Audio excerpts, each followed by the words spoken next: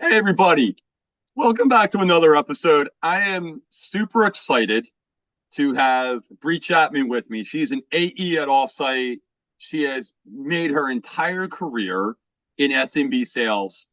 And Bree and I agreed right before we came on, we're not talking about SMB sales today. So No. if you're here for that, I'm sorry, but what we are going to talk about today are some really what I consider important topics, out there. And Bree is very passionate about them. She has agreed to be totally honest on this. Having gotten to know her online here before this, I'm looking forward to a great conversation. So, Bree, how are you today? Um, do you want the canned answer or the honest answer? No, the honest. We're gonna stay honest from the start, trust me. Yes, yes. Tired. Yeah, I'm a parent. I have two children, a 6-year-old and a 3-year-old, and Sure. was up very early this morning with them, worked a full day and then took them to a barbecue for my older son's scouts troop and Sure. literally just walked in the door about 30 minutes ago. So it's been a long day, but always energized by good conversation. So I'm happy to be I here. I appreciate you being on and look, raising two, my two are like my young humans. Yeah, my young Hmm. adults out there that I have. Hmm. But you know, I don't know. Sometimes I'll trade you, and sometimes you tell me when they wake up at 4:30 a.m. I go, no, I'm good. Yeah, You no, know, thank you. No, I you definitely don't want to trade places with me. I feel like I'm very much in the thick of it right now. And combining that with working full time and then also having side projects on the go because I like to live dangerously on the edge of a sure. nervous breakdown is maybe not the right call for most people. So definitely Well, wouldn't trade places with me right now. I'll tell you what, you hit mental health, and that's where I'm going first with you, Hmm. right? Hmm. And really, where I want to go is, not the super general topic, but really, specific for you. Hmm. Um, you posted probably, I think, a month ago, Hmm. maybe, plus or minus a few weeks, right? That at some point of time, you were, in your words, using alcohol and social media as a crutch, right? Yes. And it got to a point where you said, "Hey, this is, this is not good." What got you? Like, what point made you stop and kind of reflect? What was that point of time? Hmm. So it's probably best to wind the clocks back a little bit and share a bit more about how I got into social media and what the story is there before I it'll kind of all make sense as to why I decided to step back from that. So for context, I was a creator on Instagram for about 6 years, Mm-hmm. almost 6 years, and it consumed a very, very large part of my life, almost to the point where it became a part of my identity. Um, and I think that it's something that is more prevalent than we realize, and people have more of an emotional attachment to their online persona than they realize. And that was really the case for me. I had built not, it's funny, I have a much larger following on LinkedIn than I ever had on Instagram, but I was very attached to the community that I had built there. And I think that people were also in some ways attached to me. So a lot of people had been following me for almost half a decade.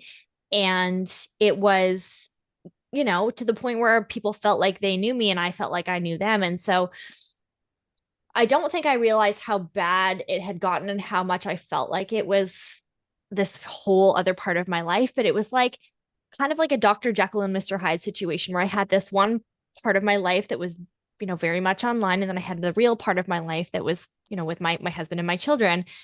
But what I found was that I there was not much separation between them at the end. I would be constantly asking my kids to, pose for a photo or involving my family in a reel that I was making and sharing so much of your life online and having no privacy can get really exhausting.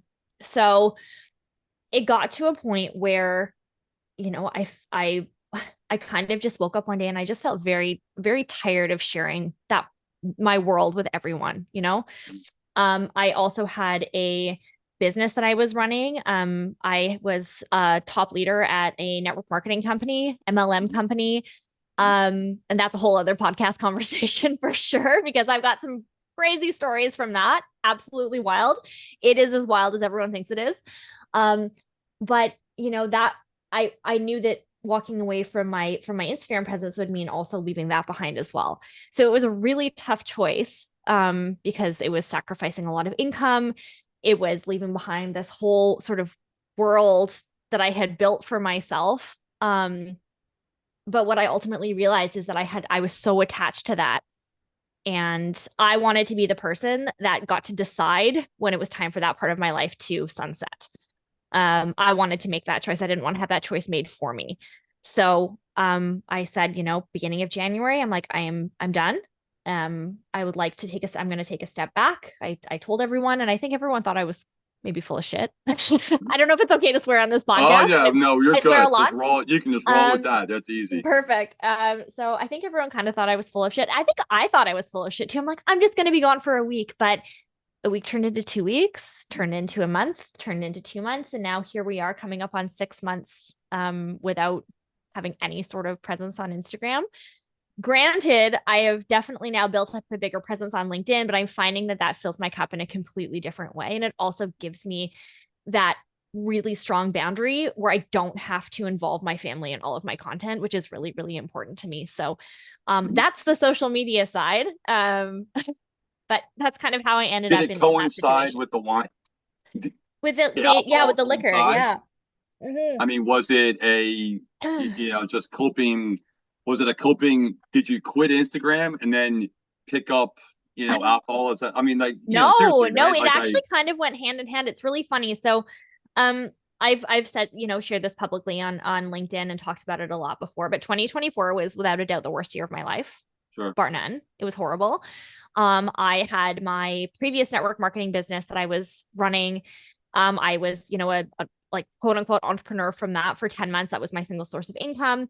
And then in about March of last year, I was not able to pay my bills from that anymore. And so I had to go back to tech sales because of that. And again, that's a whole other conversation, but we'll keep it in this line. Um, and then, getting back into tech sales was really hard after being away from it for 5+ years, not doing any sort of full cycle role. It's kind of like riding a bike, but also like riding a completely different bike that Mhm. has bells and whistles and technology that you've never seen before. And so there's a lot of different things to get used to. Mhm. So that was going on. And then in May of last year, I had just started back. Was in my role at 1Password, mid-market. And about a week after I started, we found out that my father-in-law had terminal cancer. So that plus being, back in sales, plus dealing with grieving the loss of my business while also getting ready to grieve my father-in-law passing away. Just kind of everything was compounding, and my like alcohol consumption was just kind of going up from there, Mhm. right? I was dealing with a lot of stress. It was my coping mechanism. It was my safety net when I had had a rough week. And it was a numbing agent, to be honest. Like, I think Yeah. that that's what a lot of people use it for, is just to numb a little bit, just to relax and kick back. And it's, all well and good to make jokes about it. But when it really starts to become a problem is when it's like that is the only way that you can get through something. And I wanted to feel my real feelings, and I wanted to be able to actually cope with what I was going through. And I wanted to start the new year, clean slate, Mhm. better mindset, again, like kind of leaving behind the things that in 2024 I felt like were really toxic for me. Mhm. And alcohol was also one of those things. So That's that's been great. almost 6 months now, and I'm Hey, still hanging in there. No alcohol since and you January took a 1st. cruise with the family, I where did. I took a cruise.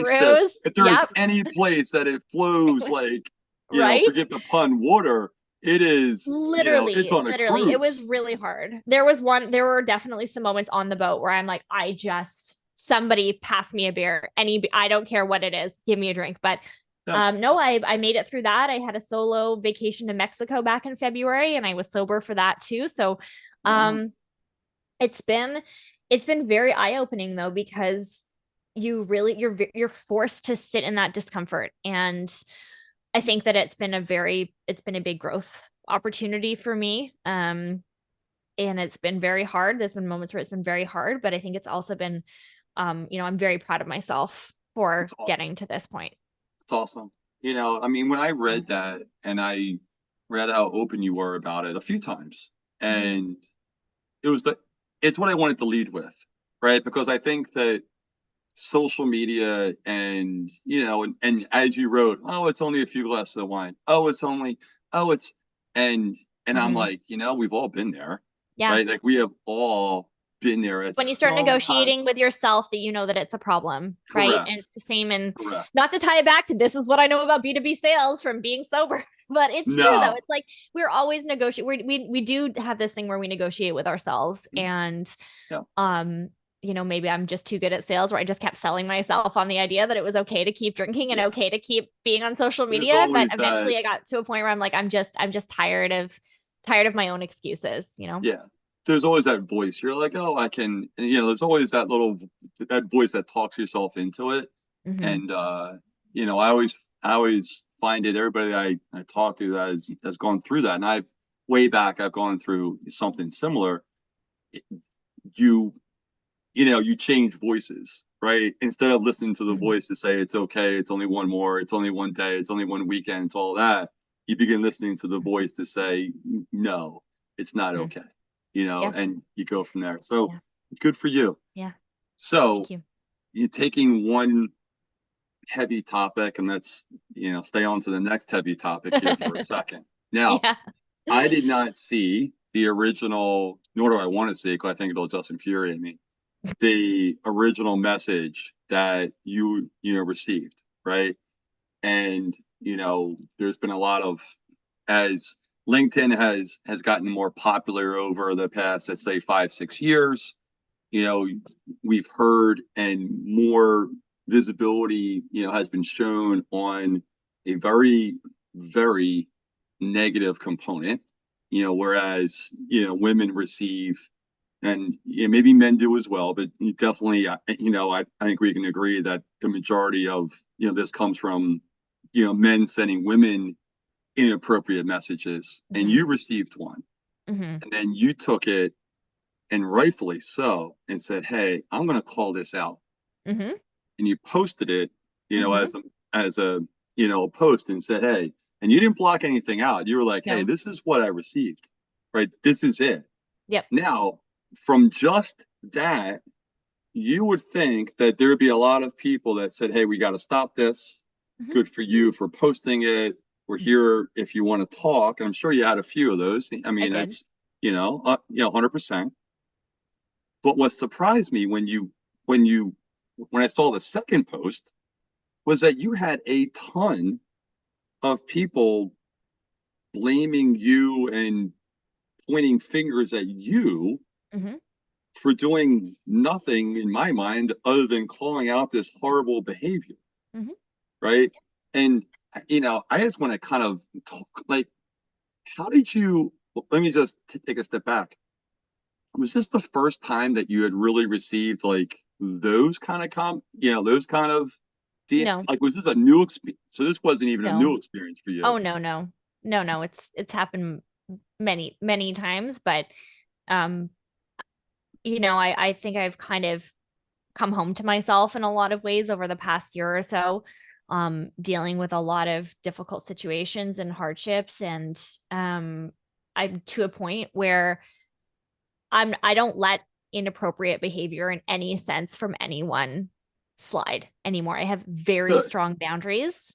I am a Great. mother and I feel a responsibility to call out inappropriate behavior, whether that's in the workplace or Mhm. otherwise. Yep.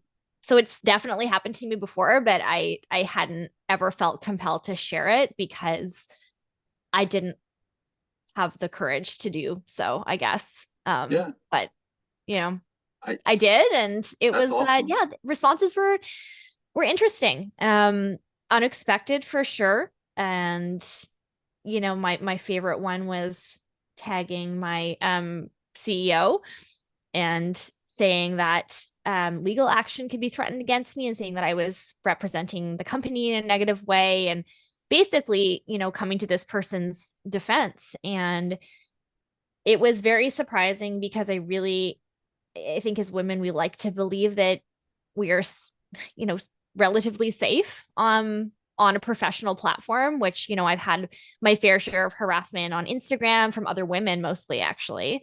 Mm. Been bullied a lot online for just showing up. That, I mean, the larger your audience gets, the more you open yourself up to these kinds of things, which is Mhm. kind of comes with the territory. But on LinkedIn, I think we like to feel like we're Mhm. safer, right? And we're safer where, from unsolicited messages like that. We're safer from negativity because, like, really, I think people sometimes kind of forget. It's like if you make a comment on somebody's page, like that shows up in the algorithm, right? Like your boss could see that, your coworkers could see that, but in the DMs, it's obviously a different story. And so I think that people feel like they are protected by that. And I just wanted to show this person and show the rest of the community that I'm trying to build and the people that are following me that, like, this is not acceptable in any way, shape, or form. Do you feel that it's changed you from sharing information? Has it held you back from, posting additional, content or changing your content or any of that nature? If anything, I think it's actually done had the opposite effect where I I want to continue to show up as my whole self. Mhm. Again with having boundaries, right? Like I won't post pictures of my children online without like blocking their faces out. I won't give details about my private life, but I have no reservations about showing up 100% unapologetically as myself in a professional capacity, Mhm. right? I think that that's the key, right? Is like being me, but doing it with a, LinkedIn appropriate spin. Yeah, But I don't think it's changed how I show up at all. I think if good. anything, it's kind of given me more courage because, I did have some people that were very supportive. And the people who weren't, their block button exists for a reason, right? Sure. You don't have to allow that Yeah, energy into your space. yeah. I have a 21-year-old son and 19-year-old daughter, and they're both, like typical. They're both active on social. Yeah, I guess it's more, I don't know, TikTok and Snap and Oh maybe God. Instagram. I don't know. I don't deal with any of that. I've never been I on don't know, TikTok. right? Like, I'm not in that world. But Nope. when you say cyberbullying or bullying in relation to LinkedIn, Mhm. my mind automatically goes to like our kids, right? Yeah. It doesn't go to us as adults. Yeah. And maybe that's just me and that's being naive. um but obviously there it does exist. And I mean, I'll say this, and I'm sure I have some friends at LinkedIn, but I do wish they would take a harsher stance, right? Yeah.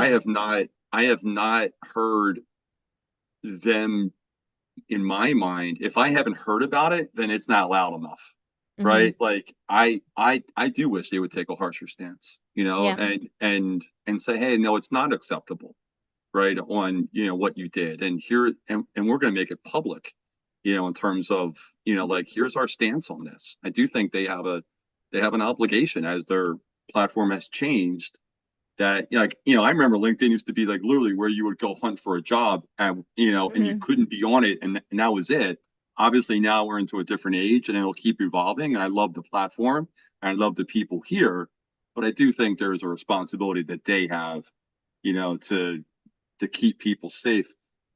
What would you say to the woman listening here, going, hey, she heard your story, and or he heard your story, and hey, I'm a little bit timid now to post because of hearing that. Would you give them any words of your thoughts? I think we all have a responsibility to each other. Um, and I don't want anyone to feel like they can't publicly call out bad behavior. I think that there are far more like the people who were very negative about it, they're the exception, they're not the rule, Yeah. right? The vast majority of people understand that it's not appropriate. And it's funny, I've actually seen a couple of other posts, and maybe it's just the algorithm, feeding them to me, but I've seen a couple of other posts of people, again, coming to the rescue of people who have, asked somebody out on a date on LinkedIn and saying, oh, it's like, what's so wrong with that? And it's not that bad. And um I mean, I disagree. Like I'm a married Mhm. woman. I am not here to get a date. I'm not here for Yeah. your, you know, weird stuff that you have going on. I'm here to amplify my voice. I'm here to share tips. I'm here to network, but I'm not here for inappropriate Yeah. comments. And Yeah. I think that if anyone has a lot, fear of calling that out, send me a message and I will happily walk you through it. I will call that person out for you. Like that is fine. I don't care. I can understand why some people might be apprehensive about it though, because I was too for a really long time. So I get it. No, I mean, look, I think the more people see examples like yourself, the more they feel comfortable, right? Like I want, like my daughter may go into healthcare or to, something, who knows, maybe it changes. I want her to feel safe if she ever Right. comes on this platform, you Mhm. know? So look, And she will. She will. It's for the most. This stuff is so rare. Like the yeah, majority of men are wonderful and it, consider me a peer and are super respectful. It's just like there's the odd weirdo, bad it apple. is. And if you take, look, there's, I don't know how many millions or, whatever it is, right? You're going to have that slice that's always going to Yeah, be in the bad category. I think from my exactly. standpoint, the reason I wanted to talk to you on it was one, I'm so happy you called it out and said this is not right, and you're an example for others. And then two, I do think there's an element of, LinkedIn needs to understand this is happening and say, hey, I Mhm. understand they can't prevent anything, everything. I get it. But at the same point of time, I think they do have a responsibility of some nature to Yeah, help, yeah. So I'm, They do, but I thank you mean, for, they haven't updated their inbox since like 2006, so I feel like they're not going to get to this anytime soon, you when know? I'm typing in like BRI to find your message, I'm like, where is It's this? just You know, yeah. they're very I smart think that people I over think there. they might have bigger fish to They have fry, bigger stuff. unfortunately, I'm unless sure there's a lawsuit. it's on the roadmap for like 2027. I'm It's on sure the roadmap. it's on the roadmap. I mean, God. so We all right, can't let's sell the turn it. roadmap, Dave. We can't sell the roadmap. Hey, Remember that. well, Empty promises. yeah, we all have index sales. All right, let's turn it a little bit, a little bit lighter. All You have right. a great side hustle I that do. helps people Thank you. really come into a sales role and a tech role. And if I'm Mhm. missing other roles, then tell me. But you have helped them create a story to now put in front of a hiring manager where all of us and a HR professional and the interview process, and I see post after post after post of your DMs saying, Bree, I got the job with Vanta. I increased my salary X. I got the role. Mhm. I mean, hell, it gives me goosebumps talking about it because I love it, Me right? too. How did that come to be? How did you all of a sudden, come into this? So it's actually a tactic that I used myself when I was looking to get back into full cycle sales around this time last year. Um, I knew it was going to be a challenge for me because I had been out of the game for so long and it's funny, I actually posted about this today, but I had a lot of mindset junk associated with that and a lot of limiting beliefs. And I knew that I needed to do something to stand out in the process and really help to tell my story. And I'm a very visual person. I consider myself to be a, multi-passionate creative person. And I just had this inkling that, maybe if I come in feeling a little bit more prepared in this interview, and if I have a visual aid of some sort, this will really help me feel more confident and more and better able to speak to my experience than coming in just with, a hope and a prayer that things work out. And so I built a deck for that interview. And I remember I was speaking to the hiring manager and he was like an ex Salesforce guy and he had been a sales leader at Salesforce for like 11 years or something. And I was like, oh, well, I was just wondering, like, I actually put something together for you. Do you mind if I share my screen? And he was like, okay. I'm like, okay, great. I'm going to share my screen. And I did. And I kind of walked him through the deck and, of course, like pausing after every slide, like, did that resonate with you? What about my experience stands out to you? Just like asking, sort of probing questions in the process, just trying to be a good salesperson and not just word vomit. And it's funny, like we got to the end of it, and towards the end of the conversation, it's like, I've been a leader, I've been a hiring manager for 10 years and I've never seen anybody do that. And that's when I knew, I was like, oh, I got the job. And I posted about it after that. And like that post went like, pretty viral. And I kind of didn't think anything more of it, whatever. And then I posted about it, I think again in November, December, and it went viral again. And I was like, I wonder if I could help other people get interviews. I wonder if this is something that people would pay for. And I'm like, no, like, no, no, no, like that's stupid. Like everyone knows how to use Canva, like everyone knows how to do this stuff. But again, it's like, it's all about the story that you tell yourself, right? It's like, again, I was negotiating with myself. I was trying to talk myself out of it as opposed to trying to talk myself into it. But the more that I thought about it, the more I'm like, well, you know what? Like if I don't try, if I don't offer this to people, if I don't just see if anybody would be interested in this, I'll never know. I'll never know. And I did. And yeah, like it's now, I think it's like I've done, God, a lot, over 50 for sure.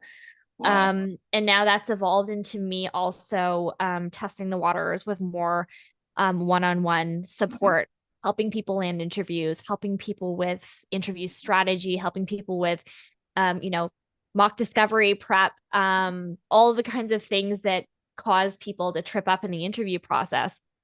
Because I know that I've done it really successfully for myself. And I have such a passion for coaching people. I'm an Enneagram 2 for anyone who's an Enneagram person. I'm a helper. And it's just honestly what I think I was put on this planet to do. So I love it. And it's been just such a great experience helping people find meaningful employment, especially with how hard that is to do today. Yeah, 100%. I was in recruiting for 10 years. And I always remember there's certain like phone calls that you would make to a candidate telling them they got the job or telling them to expect the call from the hiring manager or HR. And I've had more than and I would always work with, our niche was former military, veterans, coming out into corporate. There was multiple times I've had these just strong men just start choking up on the, when women choking up on the phone, Oh, yeah. with me.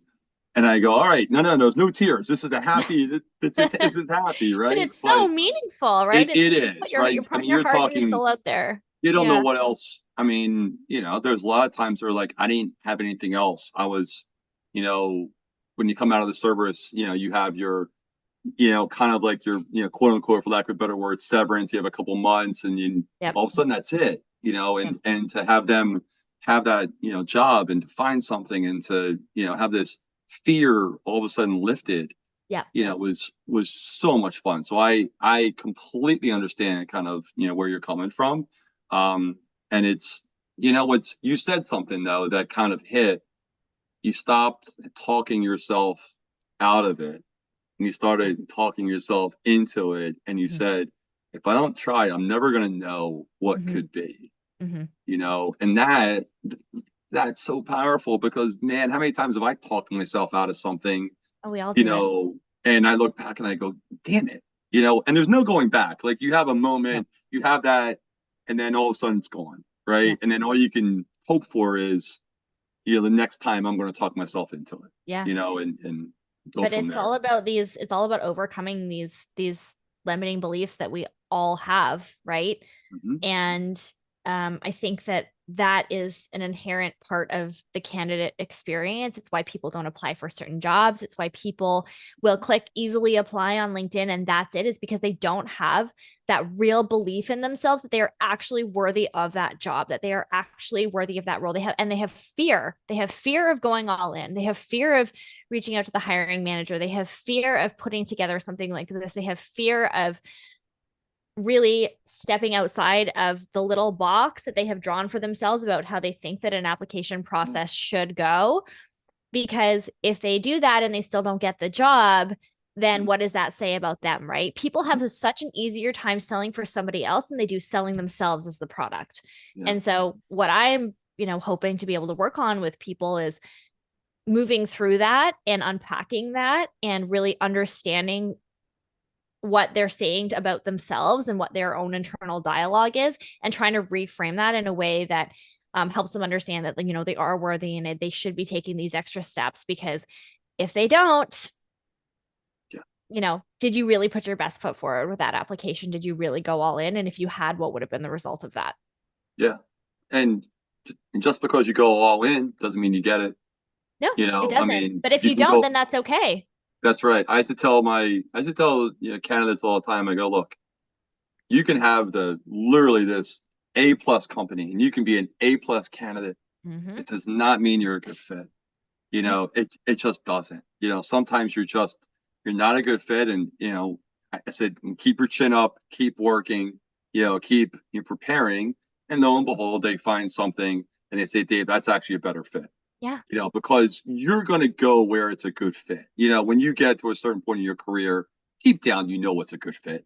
Deep down, you know if this is the right company or not. And, it may not have the big name and the flashy, product and the new, thing, but you know what?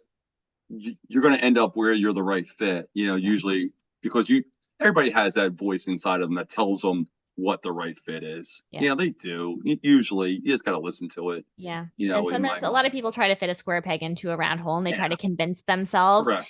And if they don't get a role, then again, you know, everyone, you know, I've had this happen. I'm sure you've had it happen where you don't get the job and you go into this like tailspin, right? And that's Mhm. another Oh, thing yeah, that I feel like it's a really yeah. dangerous place to be, because then you start doubting your abilities and Mhm. your self-worth starts decreasing. I tell people this all the time, like self-confidence comes from external validation. Self-worth comes from within, and that's something that only you can create for yourself. Nobody else can do that for you, right? So I think that, you know, every time somebody doesn't get a job, like their self-worth can take a hit.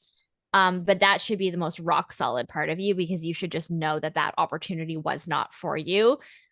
This saying goes like rejection is protection, but it's also direction, right? So being able Mm. to now direct your energy towards an opportunity that is more aligned with what you want to do long term, rather than going back and, you know, spiraling over why you didn't get that job. Love that. Love what you said. That's Mhm. 100.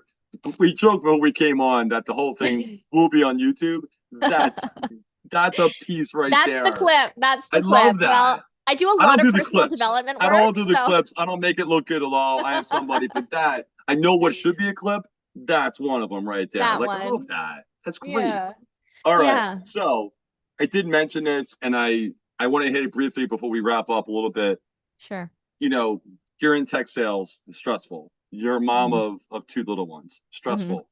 You also add on the fact you're a military spouse. Your husband's in the Canadian military up there. Yes. Super stressful, right? I mean, how do you like how do you balance that? I know that's like a loaded question, but you balance all that.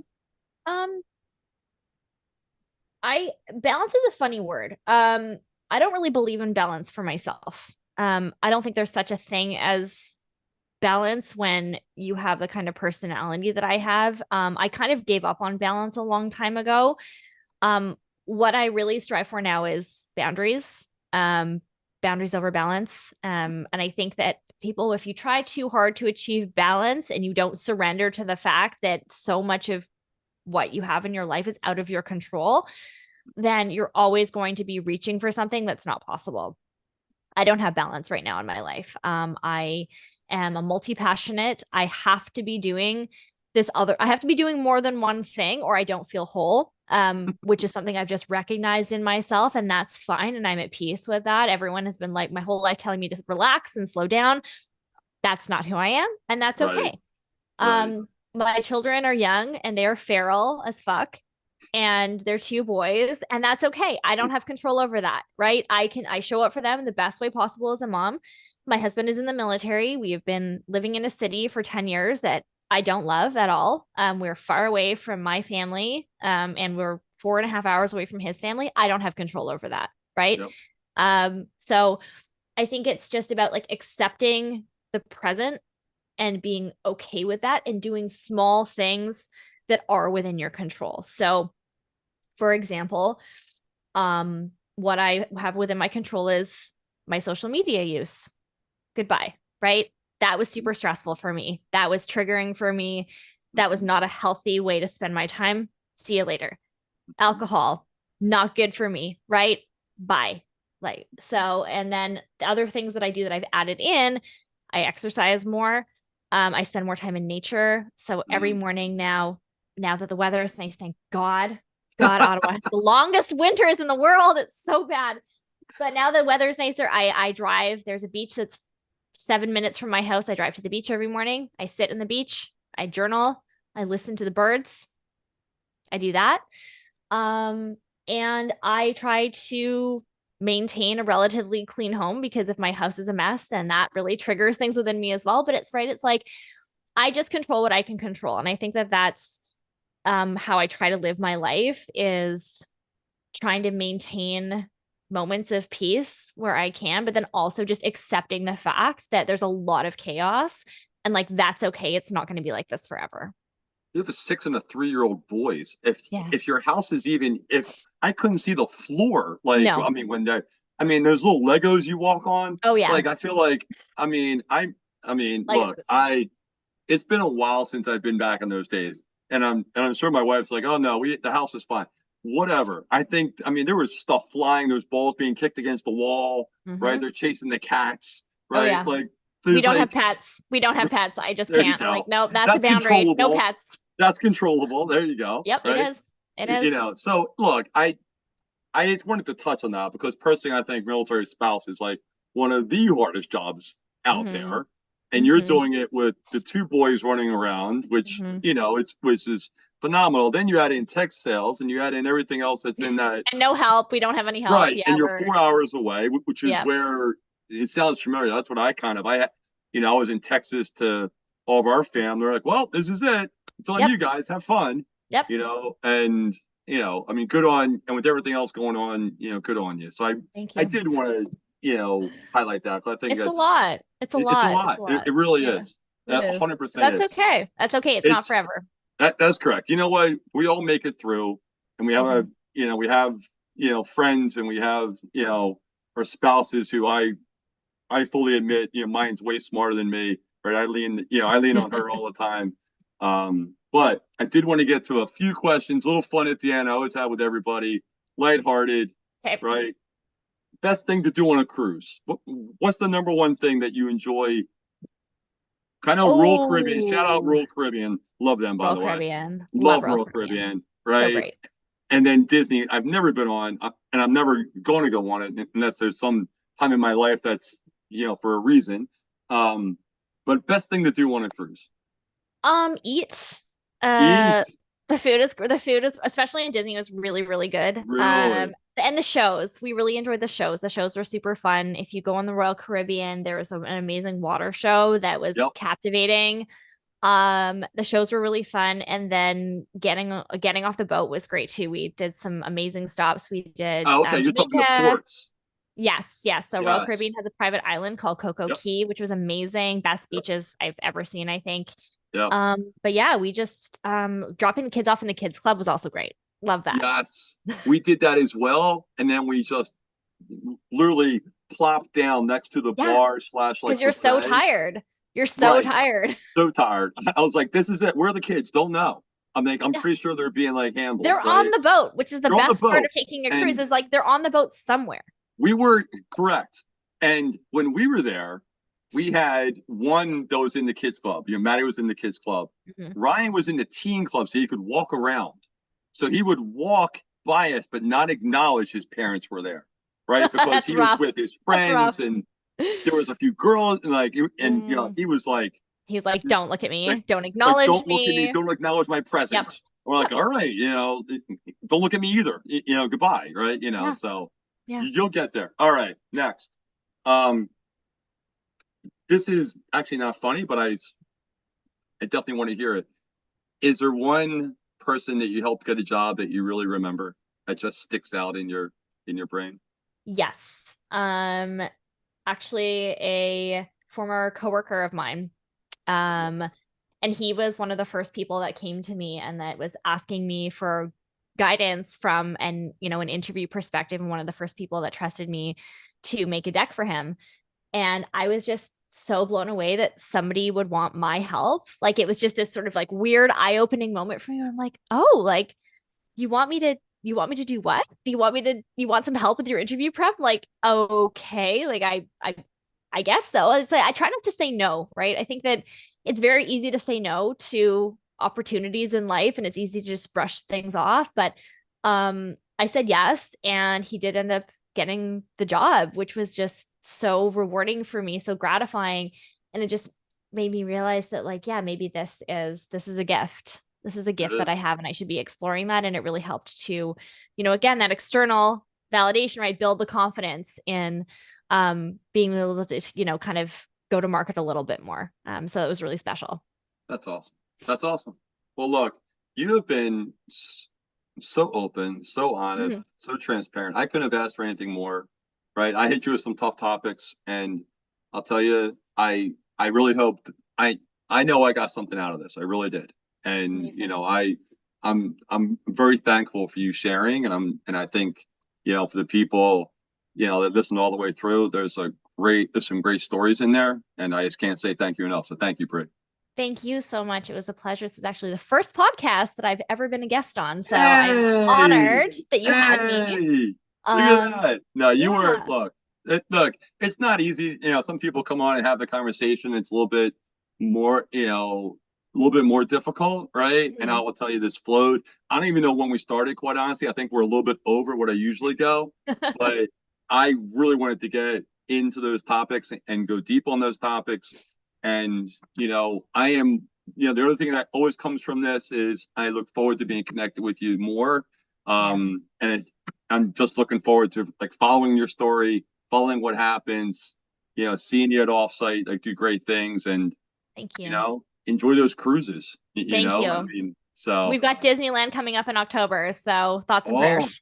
oh, like walking Disney, like Orlando. Walking Disney. Oh my, Walking oh no. Disneyland in Oh, California. Yeah. all right. All right. So, it's a journey, right? I will say the food package and walking, it's a lot. Well, I will be unwell. Yes, I'm gonna need a vacation from my vacation A for sure. 100%. Just don't look at your like watch I or how many won't. steps you took, right? I But won't. the kids love it. The kids love it. So just, that's what it's for, right? So, Awesome. all right. Well, thank you again to everybody. Same. Thanks for staying. Thanks for listening. Come back next week and we're off to another week, man. Hang in there, everybody. Take care.